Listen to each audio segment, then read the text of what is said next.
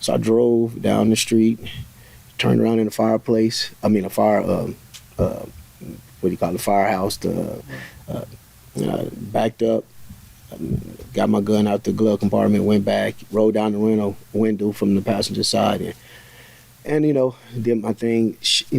Shot, and but they were shooting back too. It was like 4 or 5 of them. They shooting at me. We just shooting at each other. Hey guys, on today's episode of the Lamplight podcast, we had Daniel Ogans, aka Danny, aka Trig. Pretty interesting conversation we had with him. He's a great guy. He's a great guy. He's a great guy. That's all you need to know. Talking about a man who went from prison to become a successful businessman. And not that I'm trying to harp on prison, even though, I have a lot of questions. Not that I want to be there. We talk about a lot of things about how, he wanted to go to prison and now he doesn't. But overall, really interesting podcast from a person who would have a perspective on kind of things that I don't have a perspective on. Israel doesn't have a perspective on. You might not have a perspective on. So, hope you enjoy it. Subscribe.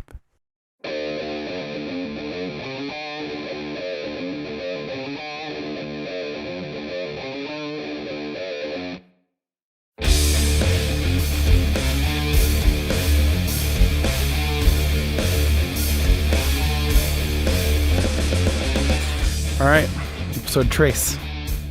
Israel's definitely decided to take a back seat for this one, to be our lookup guy, our young Jamie, as it were.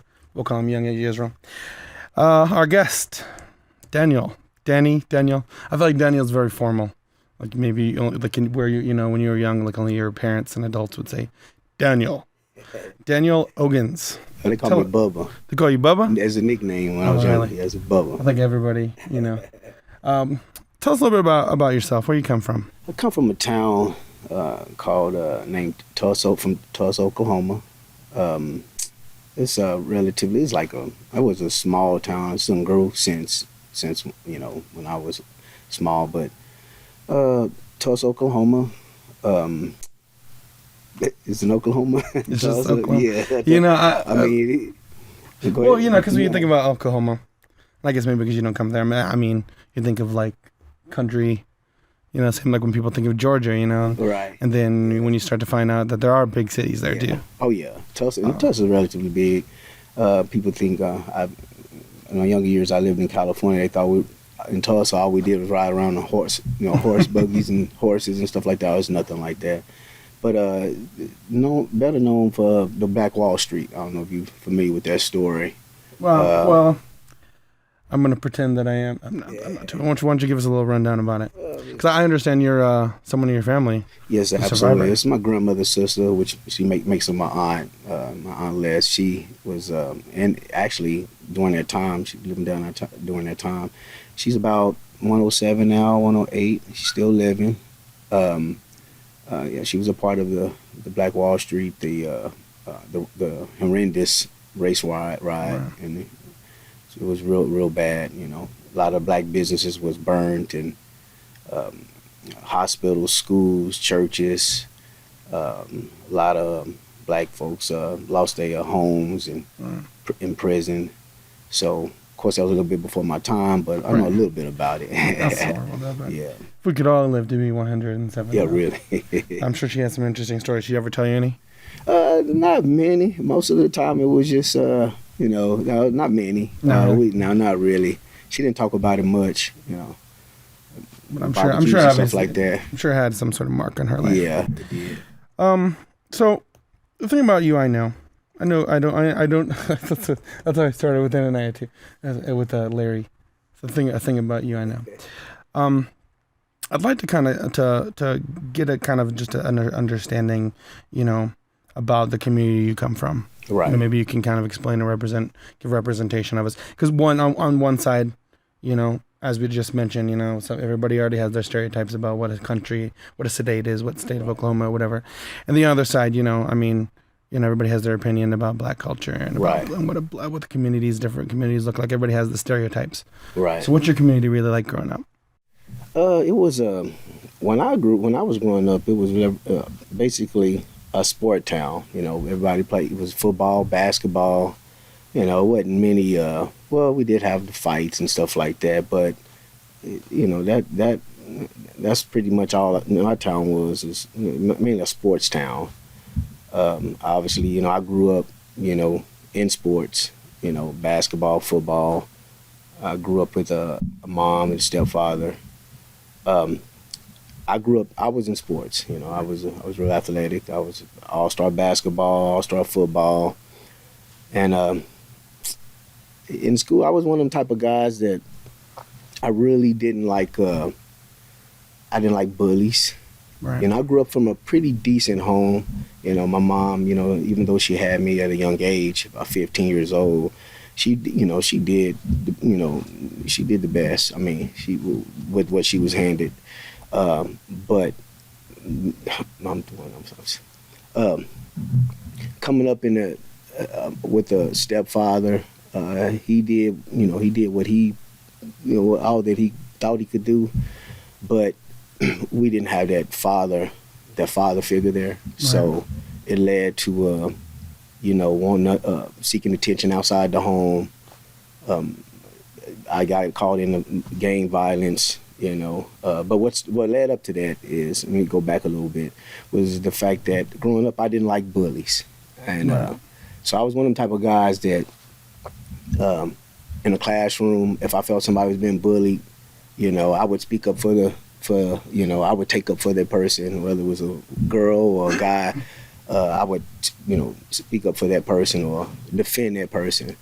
And so around 85, 86, in our area, gangs was becoming popular. So I took a liking to, I like going against the odds. So at the school I grew up from, it was majority a certain gang. Majority of the people there was like a part of a street gang, right. A certain color. I didn't like that, so I was one of the few guys who went with the opposite color. I went with the opposite color to combat that. And it led into obviously more violent things, me getting in trouble and, getting involved in the streets and stuff like that. At the same time, I was still playing sports. I was still playing basketball. I was known for being in the newspapers, one of the, best in the area. But at nighttime, I would go out with, some of my buddies at the time and gangbang, gangbang. That's very interesting, though. Yeah. The motivations are very interesting, because that's not a kind of motivation most people would expect. No. To be like, hey, I'm just trying to kind of fight for the underdogs or whatever, kind of idea it might be. Well, it was a little bit more to it. Yeah, that too. Obviously, but it's interesting that that's a part of it, and it's interesting you kind of just to flesh that out a little bit there, because, that's something that a lot of people wouldn't expect. Right. Especially, and it was a time where it's coming up in my household. It wasn't really necessary because, like I said, my mom, we came from a medial, we wasn't a poor family, but definitely wasn't rich. But, it was just, you wanted to respect, you wanted to, to be noticed. You wanted to, it's just one of them things, and when you're coming up in those communities like that, you want to, you want your respect. You want, you don't want nobody to mess with you or your family or whatever. So you just come up just doing stuff stupid, really ignorant, really no reason. Some of us didn't have a reason. I was one of the few that probably didn't even have a reason to be gang banging. It was just a choice I made. It was just, I didn't even really have a reason. So did you have any other better choices put in front of you? Oh, absolutely. Like I said, I was, So what kind of derails that there? What makes you, because I mean, obviously, like you said, it was a choice you made, but what kind of derails where, you have better options, you're doing great in sports, you're doing great, you have another possibility your life could go. What makes you choose? For me, and of course I had other friends and partners or whatever that had other reasons. For me, it's just simply because I just wanted to be respected. I just wanted to be, I guess in a sense, I wanted to have that respect on him, but at the same time I wanted to instill fear in people. Right, but you wanted the respect for the people in your neighborhood. In my neighborhood. Yeah, I think because you would have got you still would have got respect, obviously. Yeah, I would have got respect. If you became famous. And also too, where I come up from, that's how you were known. That's man, he's a shooter, or he's a fighter, or he's a killer, whatever. So you kind of wanted that, you wanted that image on you. You wanted to be known for that.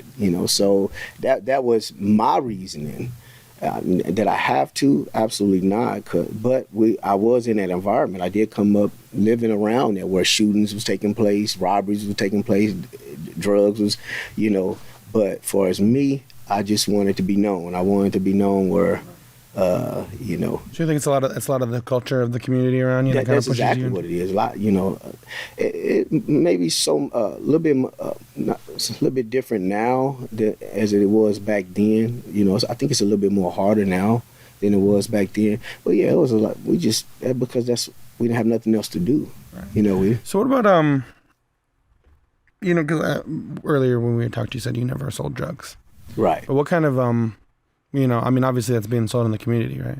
Yeah, oh, yeah. It kind of has a presence. So what do you think, obviously you haven't sold drugs, but right. Have you, what do you think of as someone who's seen, what's going on? Right. Why the government, I'll say the government because I'm not really part of the war on drugs, why they've lost the war on drugs, basically? Oh, because they part of the reason, probably. They putting it out there. Really? I mean, yeah, that's exactly why. Do you think it's something that could ever be kind of... Nah, not in this lifetime. Nah. It's too big of a business. It's too big of a business, yeah. You got people out there getting it from the law enforcement. So, no, it's reason why the war hasn't been won against drugs is because it's really not a war. Right. It's not a war. Right, it's more of it's more of a business. That's interesting. Yeah, so So, how old were you when you went to prison? I was, which prison, which time? Well, I was 17. When you first, 17. So even like from the beginning, because I'm trying to get a timeline sort of here, because I understand, you're in high school, you're in college, so you kind of give a certain timeline of when you kind of started gravitating. So it wasn't long before you started. Oh, well, about middle school, probably my 6th, 7th grade year was when I started gravitating toward the gang. I started at the same time. My mom, and my stepfather as well, and I come from even my father. He wasn't around, but he was known to be athletic, and I come from an athletic family. So sports was pushed. So I was in football. Like I said, as an All-American football player in middle school. But like I said, I took a liking to the gang side too. I didn't want to be just a straight, what they call it, a good old boy. Straight edge or whatever. Straight edge. I wanted that, I wanted that edge to me too. And, it's like, so I got involved in the gang life about 7th grade. That's my 7th grade year. And from there. So then like 17. 17. What did you get? Well, my first, I was involved in a lot of different things. Back in 90, 91, 92, middle 80s, late 80s is where it wasn't so much gunplay. It was more like a lot of fights and stabbings, and a few people got killed. But in the early 90s is when the gang I was part of, we kind of like got into the gunplay. We was the ones that kind of introduced the gunplay. Why is that? What ramps it up? Just one of the things was outnumbered. Right. So you couldn't, you just had to equalize it. Yeah, you had to equalize it, right. We started, and two, we wanted to have that bad boy image. We had, when people saw us, when we walked into a basketball, football game or something like that, you knew, okay, these guys here is, it's going to be a little bit more than fighting. You know what I mean? So in the early 90s, we kind of introduced that's when the gunplay in Tulsa really picked up. And, some people lost their lives, and we lost a few partners so you've seen prison. Some people? I've seen some people not make it through and stuff like that. So yeah. Not really a tangent, just kind of adjacent to this. Because we asked Larry the same question a couple episodes ago. You've seen people killed, mm-hmm. like you just said. Why do you think specifically murder, but why do you think like things like that are so prevalent in the Black community, where the numbers are so high in comparison to other communities? Really, it really is jealousy. Nothing to do. It's really stupid things when you really just think about it. It's just carrying on the image. You'd be surprised how many people got killed over like talking to someone's girl, or jumping bad, or getting into an argument over the phone over a girl or something like that. But it's covered up in the cripple blood type thing. One person from this side or this person, but really in the background is over this girl. Or it's really stupid. In majority of the cases where I come from, there's no real reasons. It's just about image, respect. Kind of like doing it for the neighborhood that you represent. Why do you think that? Specifically race wise. Mm-hmm. How especially over the country, why because Black people are maybe even more prevalent into things like gangs. Well, because there's nothing else for them to do. There's nothing else to do. That's just what it is. It's of course education plays a key part of it. We grew up with fatherless homes and things like that. No one there teaching us, but the main reason is it's nothing else to do.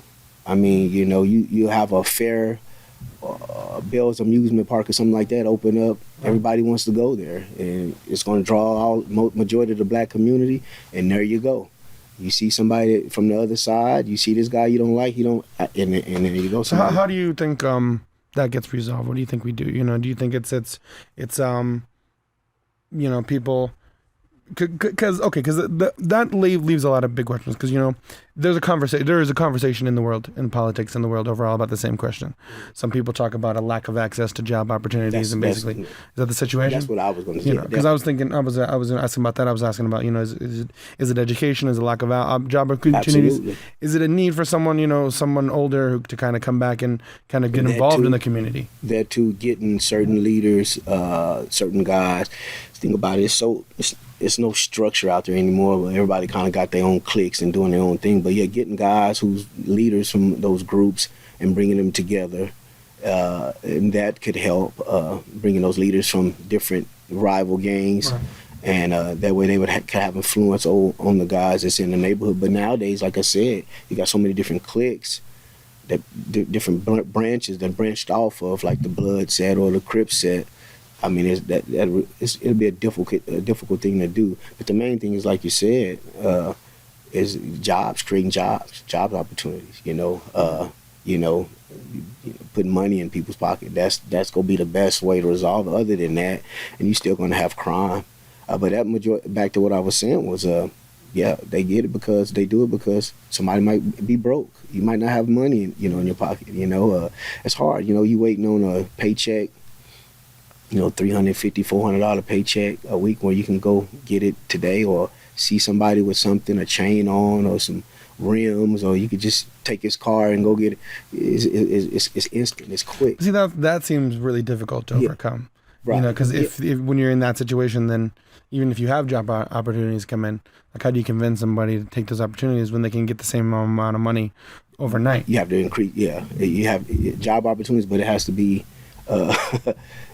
substantially, you have more to increased. More increased. You have to be worth more. Worth more than right. But then also, like we have to be educated. They have to be educated, and realize to realize how stupid it is. More than just school. Because you were in school, so you're talking about a moral education, right? Understanding exactly. Right and wrong, and then also like what how for them people to better themselves, right. Right. So, prison. You go to prison. Yeah. Okay. That was the question. I was trying to figure out, Yeah. And then now I'm trying to figure out which one you want to talk about. Oh, okay. Yeah, prison. I was in prison. I went. The county jail was when I first started going 17. I got involved with a shooting at school. So what occurred there? Yeah. What occurred was the story was just the day before I had got threatened by a rival gang that came up to the school, and they kind of threatened me. They, approached me. We called it, walked up on me, and said what they said. And of course, being smart, I just kept my mouth closed. Well, the next day, I reached out to one of my cousins and purchased a gun. So, and ironically, since that incident, I don't think I ever went to school without a gun. I carried a gun the whole time I was in high school, even after that. But anyway, I ended up getting a gun, and those guys, they came back up to the school the next day, but they wasn't in my area. They wasn't where I was coming out, and I saw them. So me and another guy, I had him drive, and I drove, rolled by them, and This is on school property? It's on school. So does that make it like a more intense? I mean, I guess in our climate now. Yeah. School shootings are much more prevalent. When you're talking about what you were talking about here. Back then, it wasn't, school shootings wasn't popular. I mean, it wasn't like, it wasn't as popular now. Yeah, it's like. What year are we talking about? Like the early 90s? Early 90s. Early 90s. So yeah, it wasn't the same as, right now you get, they put you up. It would have been a much more bigger. They putting you up then. I think I got probation because it was my first charge. And but at the same time, I sent a message like, this dude right here, get you at the school. So, and that was the whole reason why I did it. Like, I'm finna send a message. Like, y'all run up on me, and then go, So right. That's kind of. So it's about reputation. That's one of the main things, especially in the 90s and 2000s. Reputation was everything. You wanted, like I said, you wanted people to fear you, and that's what it was about. A lot of times it wasn't even, we grew up with a lot of the guys. I went to school with my rival gang. Most of those guys, we grew up together. Some of them that's known, that's even maybe still be out there, it's still out there, but we slept in the same houses together. Some of the OGs from the other side, some of my cousins actually. But man, we grew up together. We played on the same football teams and everything. But now you're shooting at each other. Now we're shooting at each other, and like I said, it's always gossip. Girls is always going to be involved. They're going to instigate things, and most of the killings, some girl is in the background. Instigating. You don't want to look a certain way in front of a girl or. It reminds me of our conversation on our last episode about, infatuation of young people when people are young, how it's like life altering, life ending, that kind of stuff is like it's life ending, and there really things played out. They're not even with those people a couple months later. Yeah, exactly, and it's sad. Yeah. But it's life ending, and in this situation we're talking here, it's literally life ending, where they're willing to kill another person. Because it occurs in the instant. You at a club. Now I didn't do clubs necessarily because, like I said, we was outnumbered, so we really wasn't the type that'll sit in a club. You got 50 dudes and only 10 of us, so we'll wait outside the club. That's the type of stuff that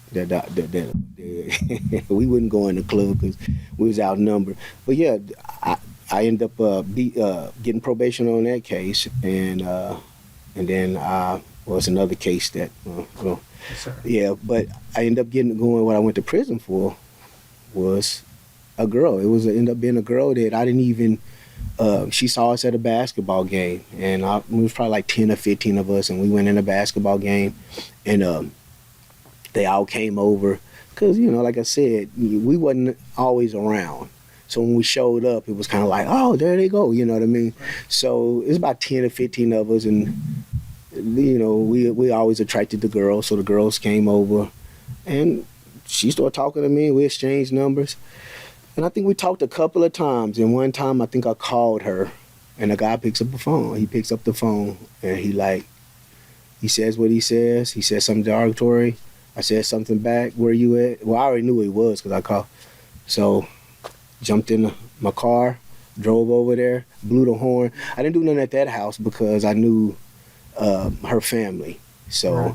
But, I blew, and we didn't have phones back then, so I blew up, hoping he'd come out. He didn't come out. So I drove back to my grandma's house, where I was using the phone. I called, and the girl was crying, Danny, don't bring this over to my house. Don't bring this up. I was like, so that passed.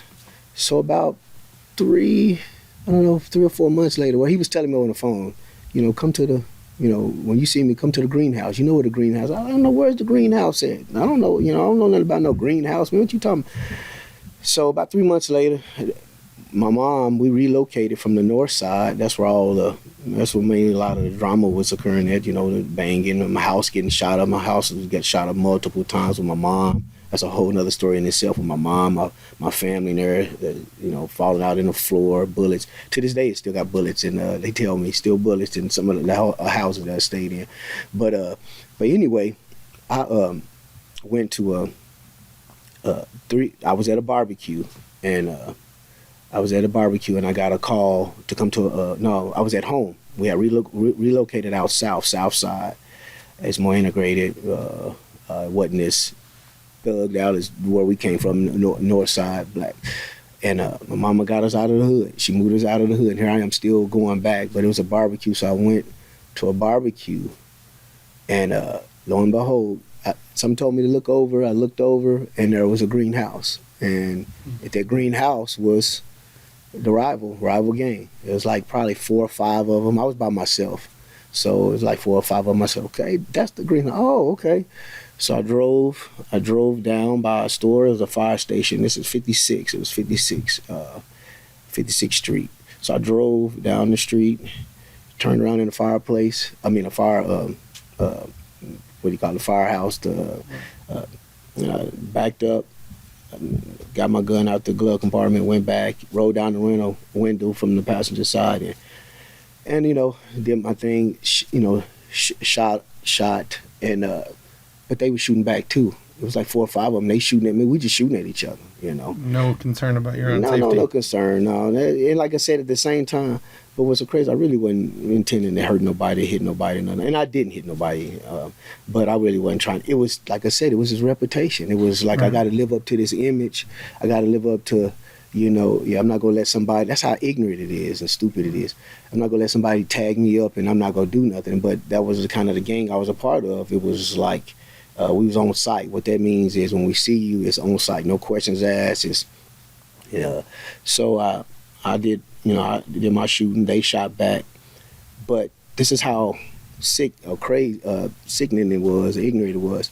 The fact that they shot back at me did something to me. It was like, oh, so these guys go, I didn't say guys. We use an N-word. So these guys go, shoot back? Oh, okay. So I went to, was a known neighborhood, a street where we came up from. It's called 5 Deuce, 52nd Street. I went back, and there was a couple of my guys there. They got in, and we went back. So we went back with more intention, with more artillery, and we shot the house up.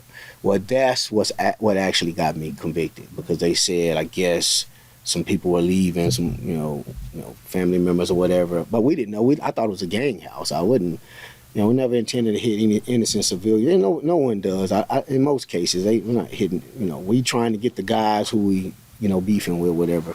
But they caught me. It's another story. But they called me. I got locked up, and that time they didn't let me go. So I did 15.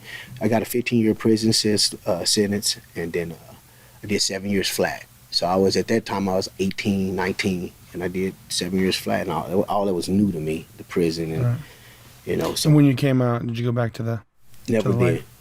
When I came out of prison, no, haven't seen the inside. Haven't seen it. County jail. So how many years has that been? Got out in end of 2001. In 2001. So what is, because obviously recidivism rates are high. Yeah, exactly.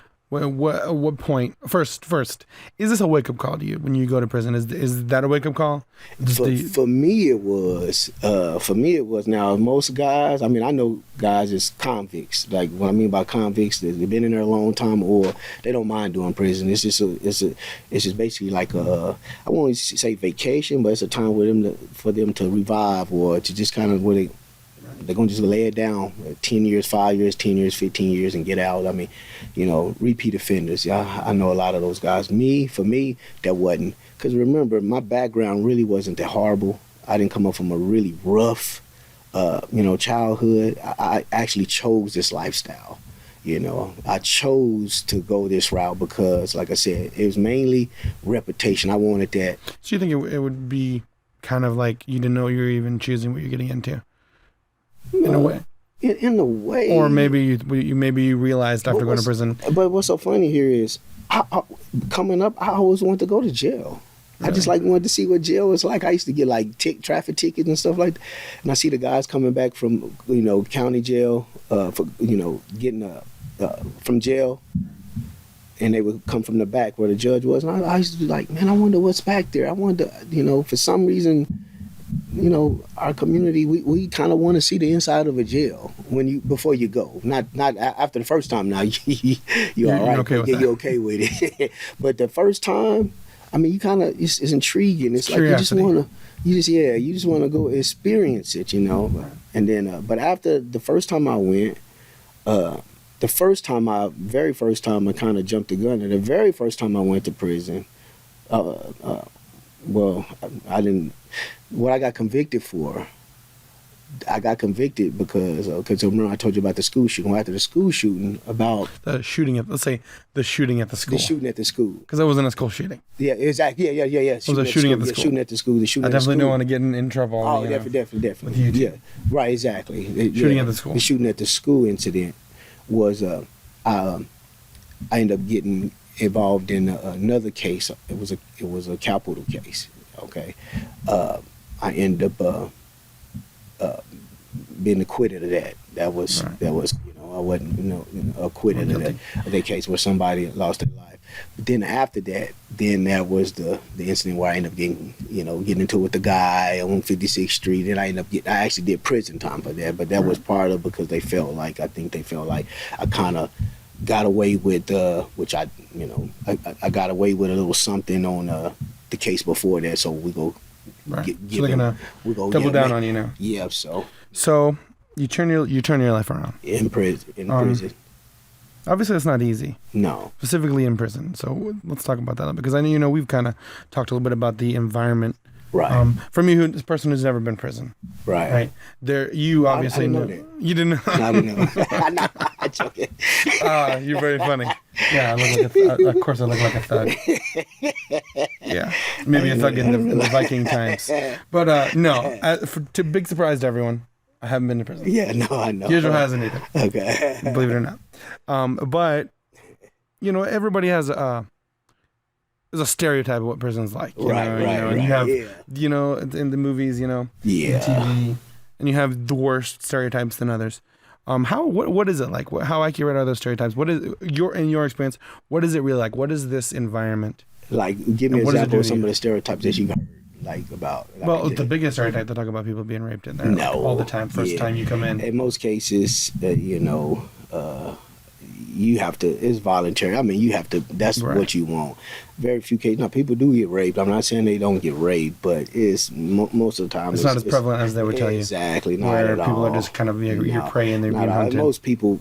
Most guys won't. Even though they're in prison and did certain things, they just not going to sit around and watch somebody get dealt with like that. But it is a very kind of predatory environment. It is a predatory and I was involved in things, and it's kind of like, it goes back to that image or that reputation that I talked about.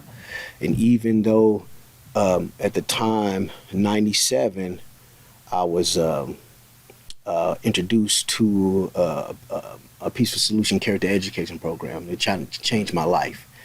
And I found higher power, if you will, a creator. I really got to know the creator, and I started looking at a lot of things a lot differently. Became more of a spiritual person. Became a spiritual person. And you think about that, the purpose to life came. Yeah, exactly.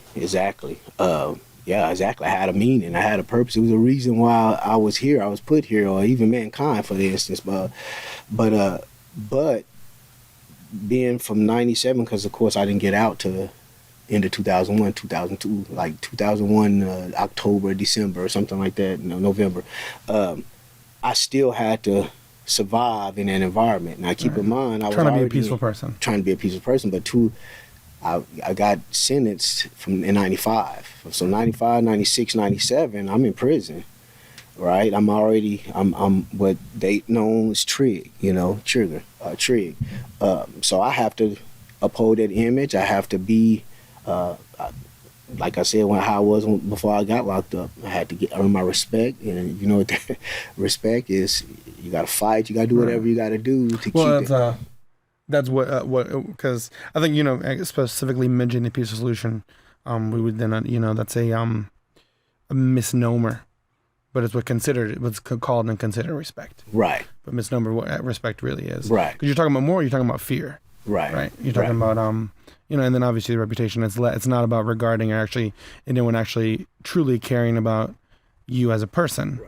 They just care about what you can do to them. Right. Yeah, exactly. You got to instill some. You got to instill some type of fear. So it's not real respect though. No, it's not. No. It's definitely. But right. I think it's because I'd like to.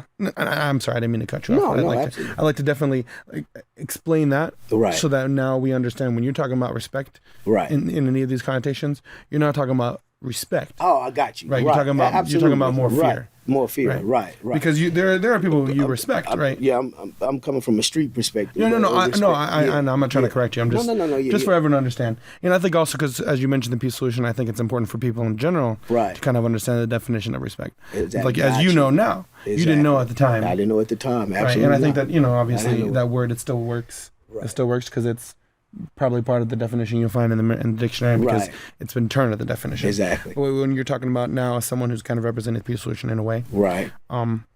You've learned the differences there. But continue. I wasn't trying to cut you off. And so I was introduced in '97. Had already been in county jail is the worst time you could do county jail. I mean, you have to fight. Oh, because of course, close quarters. Everybody you bunking with 8, 10, 12.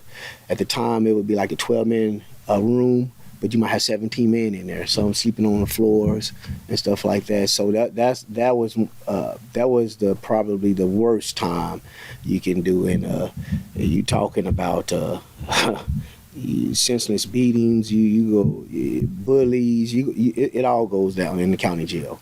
The guards is And you go there first before you get to prison. I go there first, and that was the roughest time. And that was the roughest time because then too, think about it, I'm green, and so you're thrown right into the worst part. I'm a small guy at that time. I'm probably weighing 162 pounds. Basically, really still fresh out of high school, and you in there with grown men. And it's like it could get ugly, and it's scary because not to say that grown men can't be 162 pounds. You would disagree with you being less than 162 pounds. Yeah. But you're in there with all kinds of people, ex-convicts, guys fighting cases, guys coming back from prison. The gang bangers. You in there, and so that kind of just is like it's like a shock. It's like jumping right into cold water. It's a culture shock. It's you a lot of things you seeing and you're just like, oh my word. I was like, I can't believe. Yeah, and then you really wanted to go home, but you can't be no crybaby either though. Right. You can't let nobody see you over there crying. I cried a lot, but I did a lot of my crying in the shower. When taking showers, you cry. And but when you come out that shower, you better clear your eyes up. And but that toughens you up pretty quick. It toughens you up pretty quick, and then of course off to prison. A little bit the same thing. In prison, you get the weights. You could, start exercise and things like that. And you're obviously not as cooped up as the county. Exactly. And of course, I took that serious because that's another thing. You didn't want to be, you don't want to be light in the pants, So I took that serious. And but back to the meeting, the peaceful solution character education program that helped me dramatically because like I said I saw people different. I had a different respect of view on life. At the same time I had a reputation to continue. I was known, like I said, back in 90, 91, 92, 93. We were the first ones that kind of introduced the gunplay. So I had this name, I had this image to live up to. So when I went to prison, I had to continue that. And it led the reputation I had. It brought other gang members from other areas. Of course, like you got, so you have a gang, but you have little surrounding cities. So when y'all locked up, if you wear the same color, those colors come together. So if you got red, you got blue. They all. It's not like, well, you from this city or that city. We don't know. You in the same gang. So when I went to prison, the reputation I had developed on the street, it carried over into prison. So in the prison, I had to maintain that reputation and respect, but it drew other gang members from the same. We wore the same color, of course, from up under me. So I became like one of the guys that they would call. I don't like saying leader per se, but one of the G's or OGs or whatever. I don't like to use those terms, OGs or G's, because it was many of those that was before us. But I guess you could say leader, one of the leaders people looked up to because of the reputation I had. So I had to carry that image on, even in prison. So, and that presented a lot of things. So in '97, when I found a piece of solution, it helped, like I said, it helped me a lot in certain areas, but at the same time, I still had to maintain that image, or I had to keep that respect, or else I wouldn't have survived.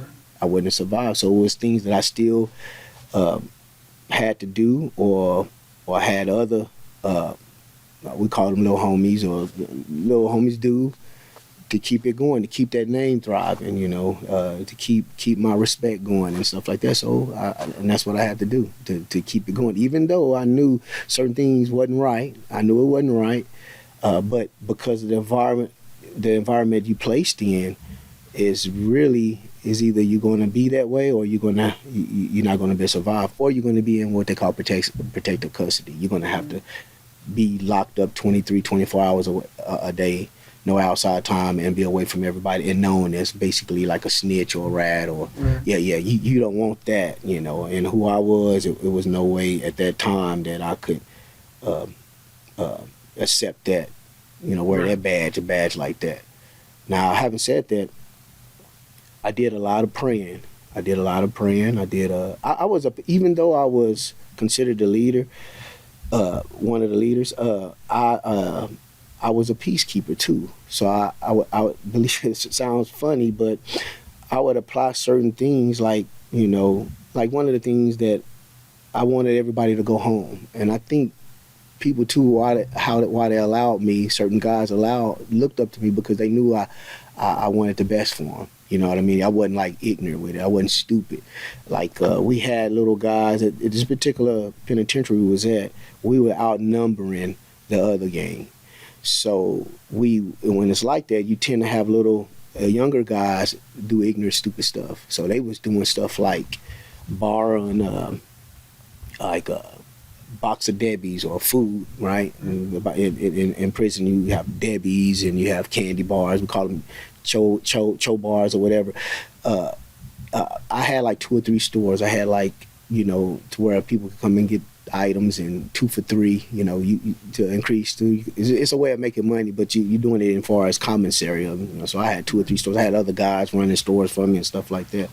But I had little guys going out, and what I mean by little, I mean just under me, as far as age-wise. They looked up to me. These not necessarily little guys, but they would go and borrow stuff from different people, Aryan Brotherhoods, other fats and different gangs, and not pay it back because they knew that, well, they weren't gonna come against us or whatever, because we were the thickest, or we were the deepest, outnumbering all the other gangs.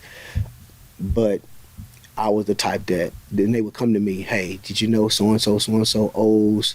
No, I didn't know that. So what we did, I would get with some of my guys, we call it court, where I come from. We would get that guy that did something like that, and we would put 3 or 4 dudes on him, and he'd get in a circle, and he'd get beat, what we call the beat down. And that was really to keep order, because we didn't want it to blow up to where so many people, like a riot or something like that, would take place. So I was part of trying to keep everything in check from it blowing up. So that was one of the things that I was doing. And I would tell all my guys, once I left prison, my flag stayed. It was going to stay there. And I'm thankful that I haven't seen a prison or a county jail or anything since then, but that was one of the things that, and of course, it was a lot of prayer. It was a lot of prayer. I was in very scary situations, scary moments. In there, somebody can get you while you sleep. I had an incident while I was sleeping. My early times in prison, I went to sleep and somebody did something to me. But there, I did a lot of praying. And talking to my father, the Creator, and telling him, begging him, like, if you get me out of here, I would make promises to him. I'd say, I promise you, if you get me out of here, I'm never coming back. I'm not going to knowingly do something that's going to lead me back here at the prison. And thankfully, I've been out, like I said, since 2001. It's 2022, 23 now. So I've been successful in that, not going back to prison and stuff like that. I want to just first just explain a little bit more about the because some people watching right now are going to think, okay, you're talking about like oatmeal cream pie cookies. Yeah. Like why is that? Why is somebody going to get beat down for that? Right. Yeah. But it's not so simple. It's not so simple, and it's more so the principle. It's more so like, okay, in prison, the value of everything is way up. I mean, like a box of Debbie's is, of course, it's what, 99. I mean, it may be $2 in there now. I don't know, $2 or $3, but then I think it was like a 99 cent, and then a pack of Debbie's, you got 10 of them in there or something like that. People like, hey, you give me 2 Debbie's, when I get mine, on game pay, or when I get commissary, I give you 3 back, So guys, many times a box of Debbie's, you might loan somebody 2 boxes of Debbie's with the promise that he's going to pay you 3 back when he gets his commissary. Well, guess what? When he get his commissary, he don't come and see you. You see what I'm saying? So now it's a game changer. But think about it. We just talking about box of Debbie's here. But it's the principle.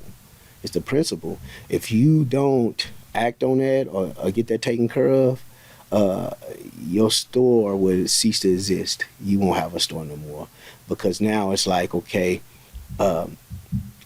this guy's not going.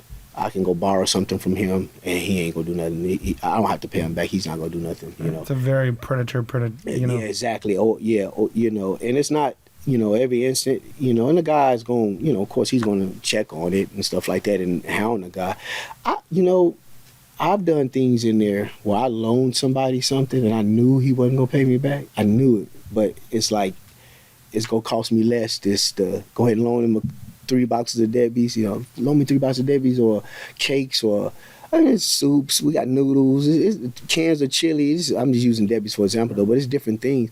You give it to him knowing that he's not going to pay you back, but you don't have to worry about him ever coming back and borrowing nothing from you again. It's kind of like, I'm going to go ahead and lose 3 boxes of Debbie's not to deal with this guy.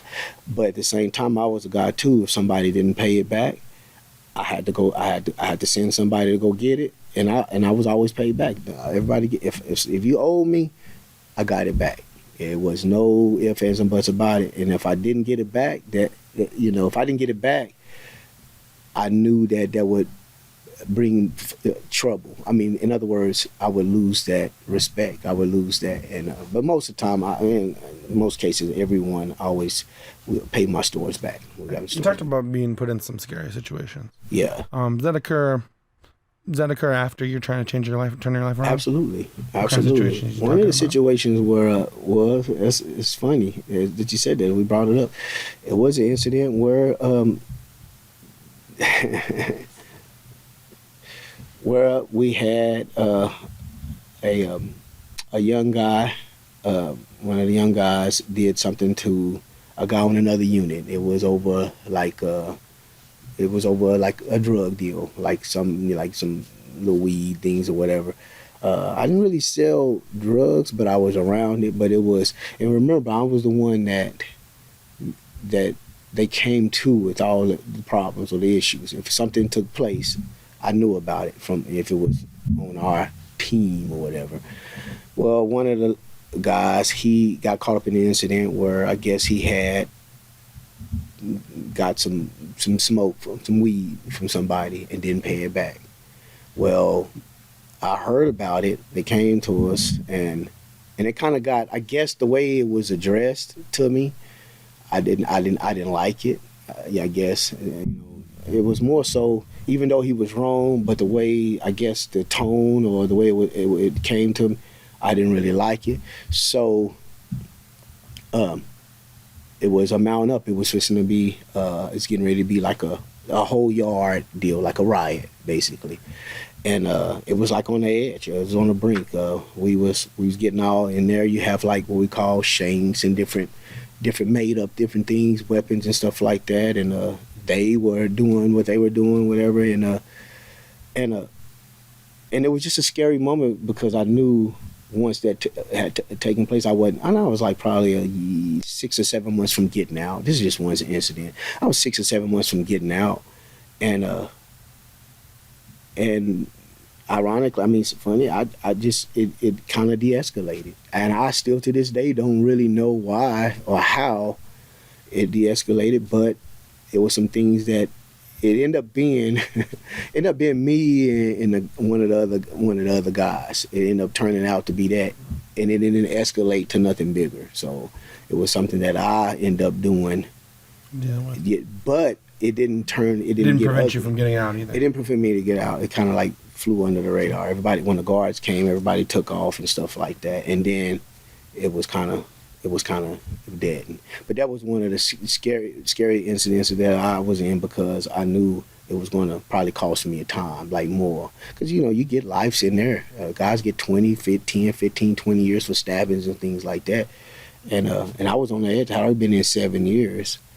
And I was on the back end of my time, getting ready to get out. And then this came up. And I don't know how I got, well, I do know how I got in it. But here I am. Now I'm actually defending. And it's me and one of they guys, and of course, did what I had to do, but it didn't go any further than that. Of course, the next day I got pulled in to the warden office, and he talked to me, and he had told me I was denying everything, of course, and he had told me, hey, look, man, we heard this, we heard you, we know who you are, this, and I said, hey, this what he made me promise him that it wasn't going to escalate. That if I kept everything down, then he'd keep me on the yard. And keep in mind, the yard I was on was close. The penitentiary I was at was close to my home, so it made it easier for my mom. For my mom to come to see me, it's like 30, 40 minutes or so. Typically, you like 3 or 4 hours away. They send you way out. So I didn't want to leave that yard. I kind of already been established at that yard, knew everybody. So he said, if you keep this down, he said, I keep you here, just keep it down. He said, but if it escalates, then I'm gonna ship you out of here. And I gave him my word, and we had a meeting. I called for a meeting, and that was that. It was done because, like I said, the most important thing for me was making sure I wanted all of us to go home. Let's go home, man. This is stupid. Let's get out of here, because I still had I knew the Creator. I did. I knew it. I knew how important it was. I knew this wasn't. This is what I knew. He didn't want, not just for me, but for any of us. So that's what I pushed. But I pushed it in a way to where I wasn't totally, high power Creator. This and this, religious. I still had that in the game part too, kind of torn between two worlds. Torn between two worlds because I felt that I had to. I don't think anyone has to. You could accept to go ahead and take the lesser route, or not the lesser route, the greater route, and go ahead and go on PC, or just let everybody, get taken. I mean, that's really what, but at that time in my life, the reality of it is, most people are not going to lay down like that. As a man, that's understandable. Yeah, you not go. It's definitely a massive change, and right. Change takes time. Yeah, change takes time, right? And thankfully, he allowed me. He granted my wishes and let me get out. And I became the man that you see now. I mean, Let's go ahead and take a break for a minute. Literally, no one asked for it, but you're getting it anyways. It is the dad joke intermission. Whenever we take a break, we'll have a dad joke intermission. Yisrael, what do you call a zombie who doesn't joke around?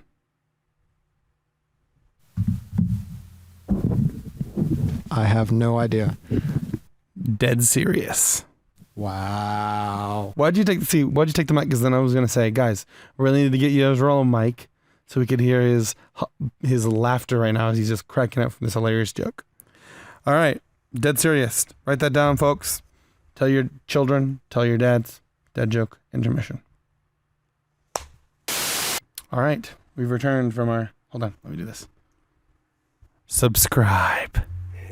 Subscribe. What I was going to do is I was going to have for the extra, I was going to have like in the subscribe in the background, like subliminal.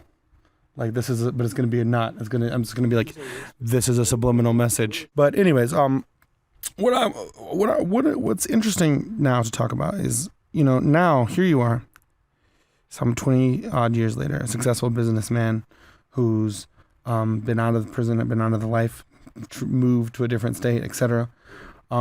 Never returned, right? No, escaped the recidivism rates. Israel, if you could pull up some recidivism rates, that would be great. Yeah. The recidivism rates of the United States of America, which are, we'll plug in Israel's information here. And, well, first off, I guess the big question I always ask everyone, which is, you're coming out of prison. Right. What kind of pulls are you feeling then now? I mean, obviously, we know you have it set in your mind where you want to go now. Obviously, you said you found, all this, the creator, you found this program, you found all these things where you decided to change your life around. What kind of pulls do you feel? And this is a multi-part, specifically like external, like other people trying to pull you in with people upset, and then internal, like did you ever feel any like, man, I kind of miss those days? No, not at all. For me, and like I said, it helped to have, parents that was kind of like, they were successful. My mama had a big daycare, so when I got out, I had a decent place. I didn't have to go back. Now, had I had to go back to the hood, it might have been a different ball game, because like you said, once you have a known name or a reputation, I don't care how much religion or whatever it is that you into, you gonna have some guys that they ain't trying to hear that. You know what I mean? They're not trying to hear. All they remember is, you did this, I remember this is who you are. And then they got little guys under them that, they get the influence. So, and all it takes is you at the wrong spot, the wrong day, anything can take place. So I was in a better situation where my parents, when I got out of prison, they were, like I said, like they had moved further south. So I didn't have any reason to or entice or anybody. And then two, I was looked at as one of the leaders of my era. Not the whole thing that started. We had guys older than me but in my era, I was looked at as one of the leaders. So the guys that knew me, they knew they wasn't going to have any influence over me or anything like that, and they knew I had changed. So they respected that, so not at any point that I felt the need or necessary to kind of go back into that lifestyle. It was a new kind of generation younger generation out there. Most of the guys that I had grew up with, they was either life, still in prison, death row, or dead, you see. So it was a whole kind of like new, younger generation out there now. So no, I didn't have now it was harder for me because being African American, black, I'd say black, being black. I would say it's black. Yeah, it's black. We're going to put it in the title. I was thinking about that too. Yeah, I was thinking, is YouTube going to cancel us for saying, is a black man says that? Because I was going to use that as a clickbait for our last episode. In case anyone hasn't watched that episode, it's a little bit of a spoiler with Nate, and I was going to put the clickbait, a black man says blah, blah, blah. But then I thought, man, the YouTube might be like, that doesn't exist anymore. You have to say people of color. A person of color just said. That's okay. That's what they said. I don't say colored people or you're in trouble. Yeah, you're in trouble. Right. You guys say person of color. Okay. But anyways, you were saying. Yeah, what's the recidivism rate, Israel? So this is from worldpopulationreview.com. According to the National Institute of Justice, almost 44% of criminals released returned before the first year out of prison. In 2005, about 68% of 405,000 released prisoners were arrested for a new crime within 3 years, and 77% were arrested within 5 years. Wow. That's So great. crazy Yeah, rates, you know what I'm saying? It's crazy, yeah. It's really high. But anyways, as you were saying, so Yeah, one, it's difficult. It's difficult not to. Obviously, you see, this is right, so it's difficult not to fall back into it. Oh. And then the other difficulty you were talking about, how it's still hard for you being a black man. Yeah, getting a job, you got to, you're ex-felon, and they looking at your your application or whatever, the resume. You can't put any. When I went in prison, they offer like Votex and stuff like that, and I did all the program Votex. So I got out. When I got out of prison, it's like a vocational trade, like a trade school where you get plumbers, basic certifications, the electrical, HVAC. I did like HVAC, plumbing, electrical, and there's one other carpentry. So I did all that. So when you get out, you trying to find a job, and they like, this guy, even though he had these little basic certification, you haven't had a job in 6, 7, 8 years. You ex-felon. It don't fall off for so many years. In some places, it don't fall off. They can pull it up. I think Texas, like after 7, 8 years, it falls off with it. But yeah, in Tulsa at that time now, so it's hard, and you're not going to make much. At a Church's Chicken or something like that, a Burger King. So what do you do? How do you? What I end up doing, I end up getting in a course when I got out of prison. In prison, remember, I was in the fitness. I got big into fitness, so when I got out, there was a way that being a fitness trainer. That's crazy because when you doing the fitness, you training people and stuff like that. But you can get a fitness job, but you can't go. But I was fit. I had the look, as they say, and I was able to get a personal trainer job. I got into fitness, and I started working with customers and stuff like that. And I became like one of the best fitness trainers because there again, I didn't look at. I got all the. Got most of the people that other guys didn't want to train, so they didn't want to train this one up because maybe this person was a little overweight or it had been, this complication, that complication. With me, of course, the Peaceful Solution taught me don't be a respecter of persons, just whatever. So I was able, I was training people that a lot of people didn't want to train. So. What it ended up occurring was I ended up becoming the best trainer in that whole gym. I was like the #1 trainer. I was training like 44, 45 people a week. So I did that, and that worked out for a little bit. And then I did all kind of different things. I did little maintenance jobs. But one thing I want to say is I was determined not to fall back into that type of lifestyle. And I had guys who was into drugs, sold drugs and things like that, and certain offers. Hey man, here's a quick something to get you back on your feet. You could do this real quick. There was no way I was going to go that route. So I worked, and I was laid off a couple of times. It's a lot of hard work. A lot of hard work, determination, being determined. A lot of people might. So really, comparing this to what we should probably point this mic more at his face, usual. I'm going to cut his audio so that doesn't hear that me messing with it. In comparison to what we were just saying earlier, you see that it takes a lot of determination, because we were talking earlier about how people are, taking the easy way and the easy route of making money instead of going and getting a job. It's just do all these Lego things. And so it takes a determination not to do that and to take the hard route and so obviously you have to have some sort of purpose that is more important than all these other things that are going to get in your way. Right.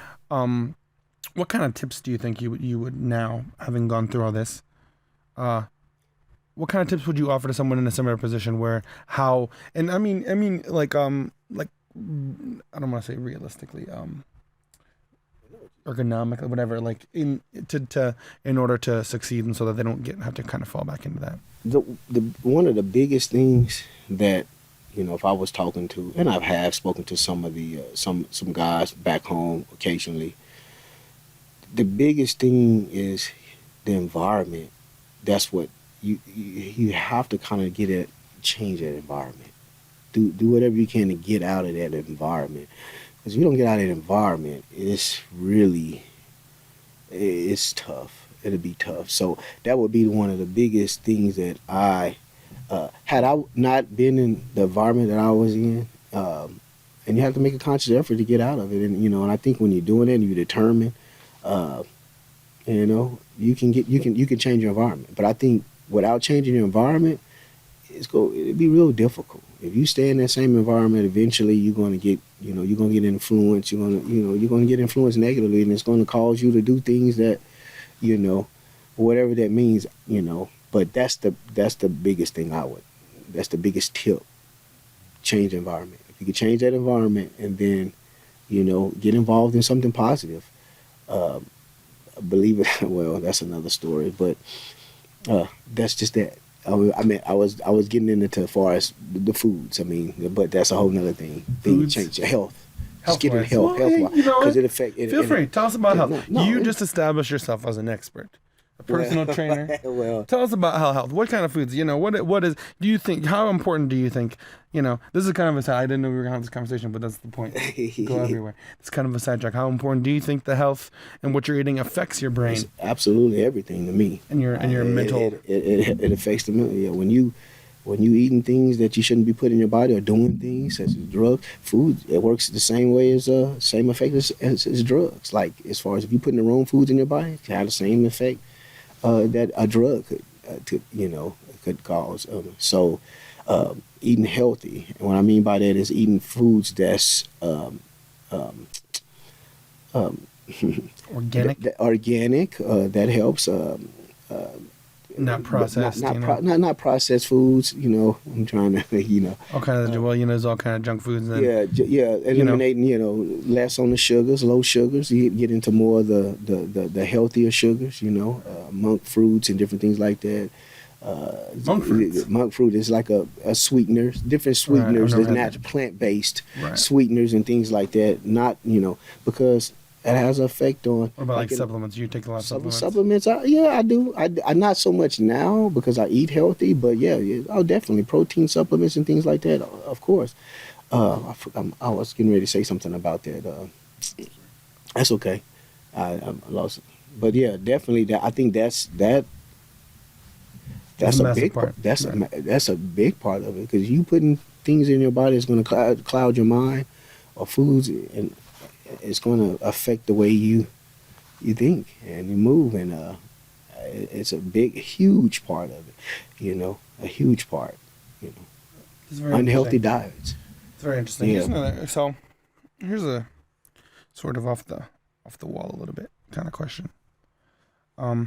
Well, let's add a little more context. Is there in your, because and I was going to just ask this question based on my world and my worldview, but and what I experienced. But in when you were growing up, and even now, in your experience now being more of an adult, is there a disconnect between the younger people and the adults? Yeah, I believe so. Because let me know. I was gonna kind of add more context, but go ahead. No, go ahead. No, well, because I think that part of conversations we have, and and kind of the purpose of this podcast, which we kind of talked about and aired out in our last episode, we talked about where the name itself came from, which is how people used to sit around in Lamplight and have conversations.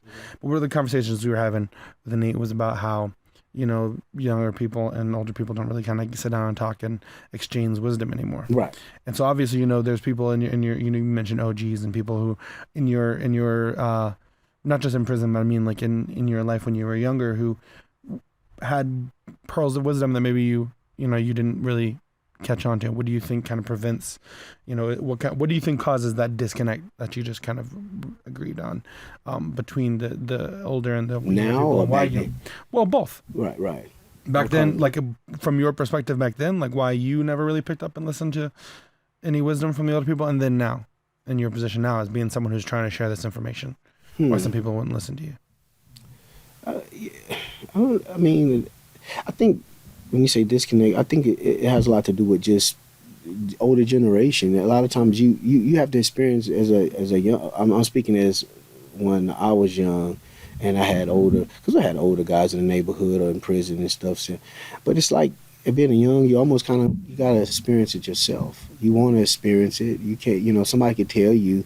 Very few catch on, but somebody could sit and tell you, talk to you till their face turn blue, but you as a youngster, you kind of want you have to experience yourself. And I think that's the disconnect. You're listening, but you're not listening. You're hearing what they're saying, but it's like, he's older, he don't know the times are different. You saying that that's how it was when you came up, but I think as a youngster, you want to experience it. You're going to experience it yourself. And I think that would be that's what I would say the disconnect is. It's just that you have to live it yourself. But isn't that often the worst way to learn the lesson? It is definitely the worst way. Experience is the worst teacher. Is there a way that, do you think there's any sort of way that they can learn it, people can learn it without having to go and experience it? Because I think I see what you're saying is more like a desire to go and experience it. Yeah, it's a desire. But is it a way? Sometimes, yes. Like what you were talking about when in your story, where you're talking about like, okay, even in the story, what put you in prison? Right, you were talking about how you weren't intending to hurt anybody. Right. But at that time, you could have hurt somebody, and it could have been worse. Yeah. And so a situation where it's like you're just messing around, you're not really taking it like as like I'm not actually trying to hurt somebody. Right. There's a lot of things that a person can try once and ruin their life. Yeah, absolutely. Yeah. And so I guess it's a question that. I mean, I guess it's probably putting a lot on you to expect to have the answer, because everyone's been trying to figure out for the longest time. Right? Is how can you make this connection to people? Because that's generally what occurs. What you're saying there is generally what occurs where you don't hear it and you go, okay. Young people don't hear it and they go, whatever. To me, the connection, but even you have situations where it's still the connection is still not made. But I think it just starts at home. If if for me and a lot of guys I grew up with, I was like one of the few guys in the neighborhood that had a stepfather there.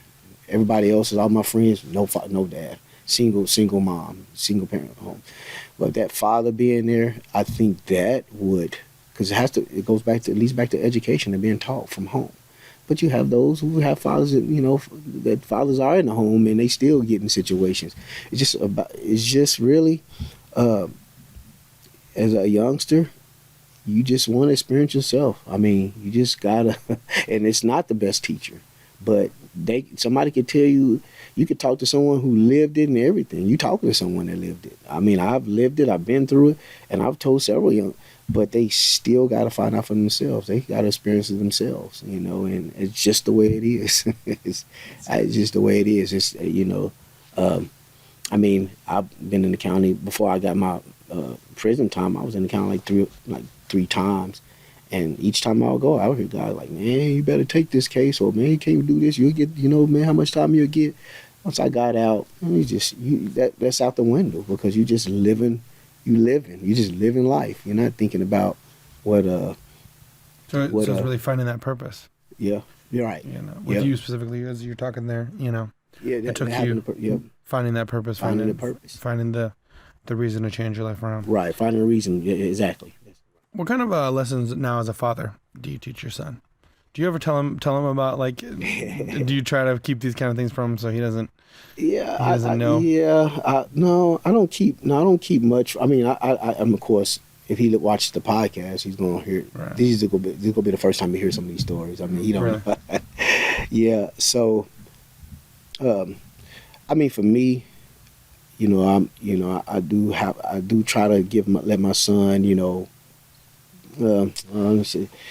for me, it's a peaceful solution. I mean, character education program. I teach him what changed me. So I really don't get into a lot of the, the things that I talked about on, I don't know if that's going to. I have told him certain things, but I think in a way, it'll go back to what I was saying. He wants to experience it himself. Like he's infatuated with, even now, jail. He got these questions. How is jail? This. What about this? What about this in jail? You see, it's just, and I just know he got that gene or whatever in him. I already know it. He wants to experience it.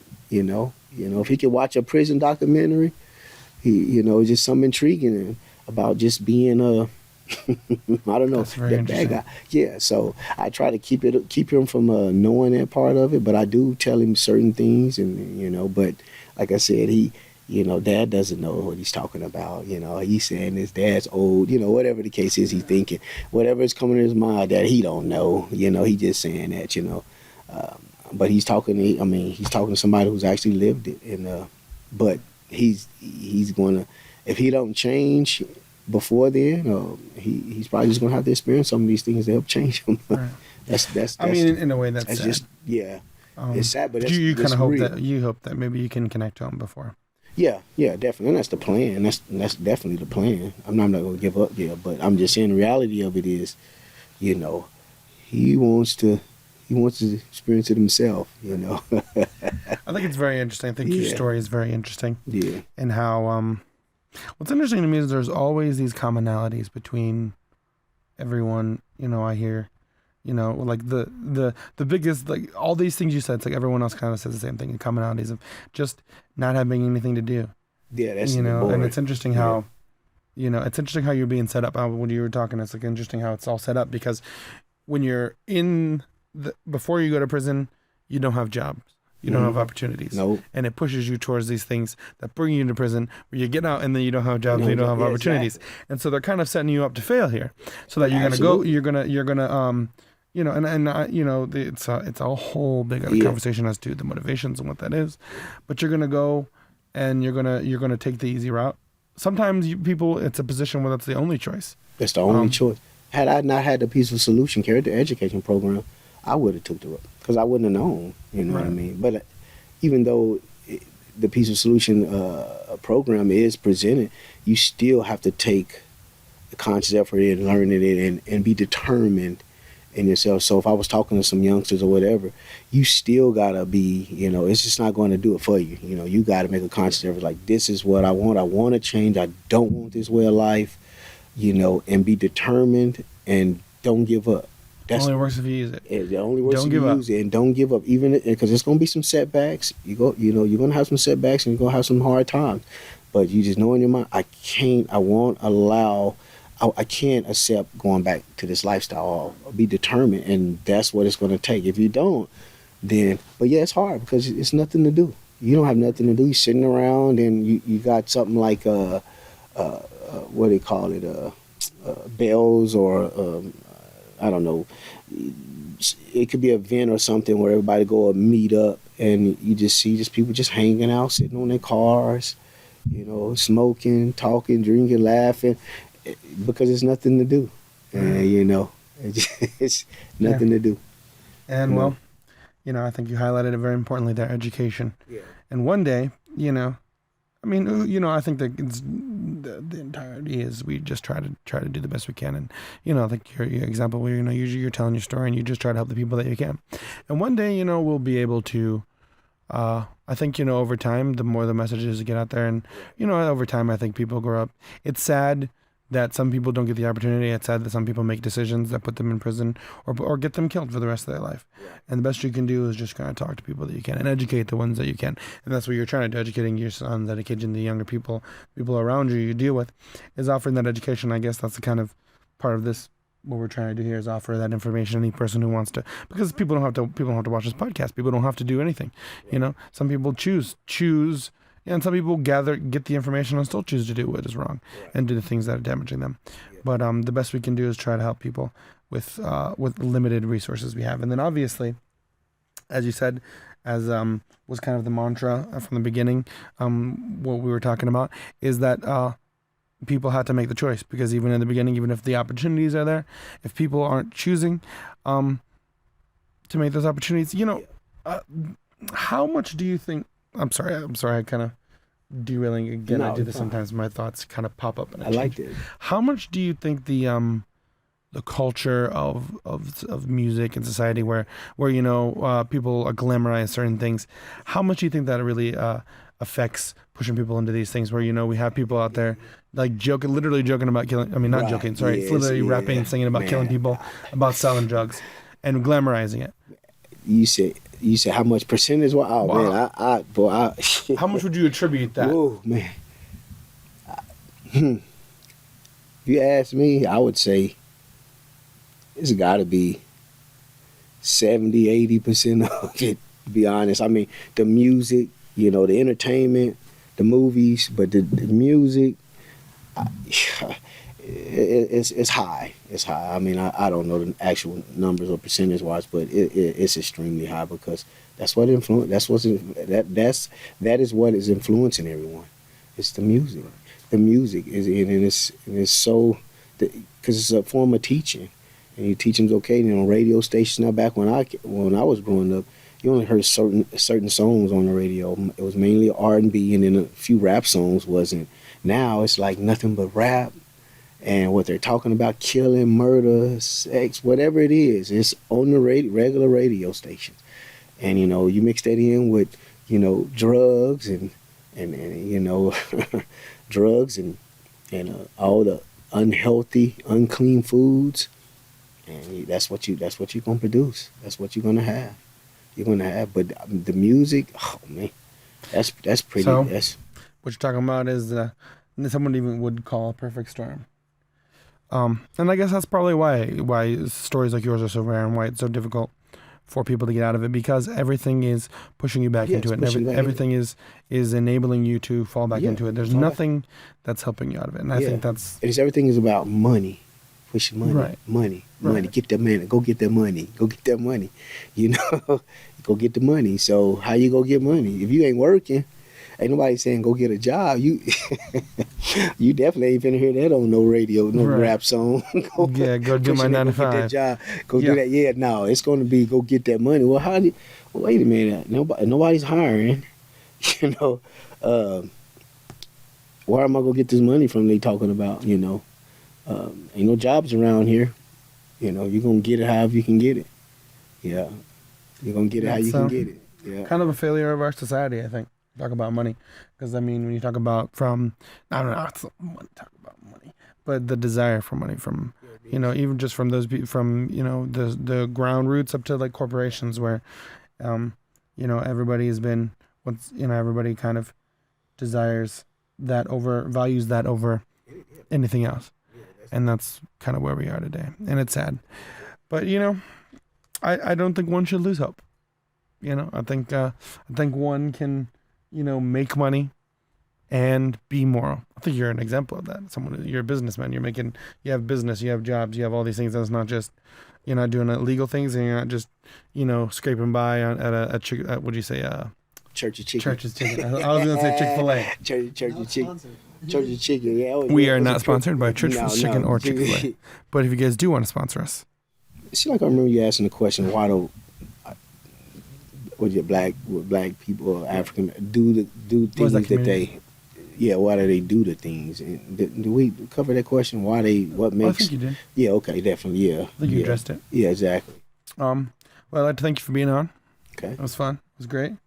I'll have you on again sometime. Okay. It was really great to hear your story. I sincerely hope, you know, some people who watch it can take it and use it in their life. And I hope to have you on again. Okay. Appreciate you guys having me. Thank you. And hope that I could be a help to someone out there listening.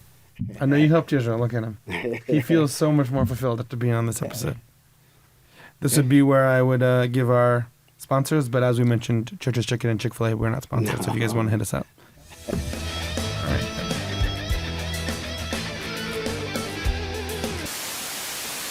Listen, guys. We are doing great things here at the Lamplight Productions. And you can be a part of it for the low price of $0.00. Because all you got to do is subscribe. Ring the bell. Ding dong. You can't go wrong. Or don't. It's a free country. Do whatever you want. Though I don't know how you can live with yourself.